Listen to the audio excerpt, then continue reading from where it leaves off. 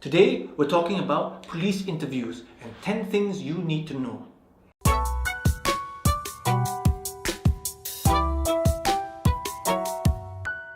The first thing you need to know if you're involved in a police investigation and you're being interviewed by the police is you'll be asked to give a statement. This statement will be recorded in English after the interview. The second thing that you need to remember if you're attending a police interview is you can choose to speak in the language that you're most comfortable in. This includes a dialect as well. So if it's Hokkien or Teochew or Cantonese, something that you feel that you will be able to communicate and convey your feelings and your explanations better and more clearly than English, tell the interviewer. The third thing is an interpreter or a translator will be made available to you if that really is the case. If you really cannot speak in English very well or understand the interviewer, that's something that will be made available to you. Number 4, after the statement is recorded by the investigator, a copy is usually shown to you, either in writing or printed out. What you need to know is you need to check that this statement is accurate very carefully before you sign it. Because number 5, you can make amendments to the statement before you sign it.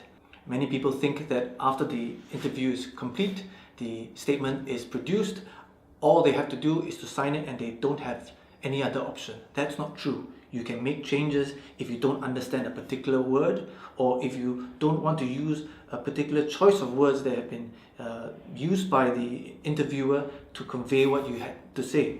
Use your own words, because ultimately it's supposed to represent what you have to say. The next thing you should bear in mind is you will not be given a copy of the statement. So make a point, try to remember exactly what was reproduced in that statement, because you will not get to see a copy of the statement until very much later.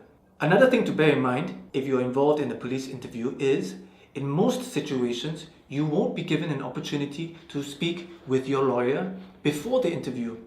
Many people think because they've either seen it in the movies or they've read it in books in other countries, that's what happens. Can I speak to my lawyer first before the interview starts? That's what some or most people, if not everyone, tries to do before the interview.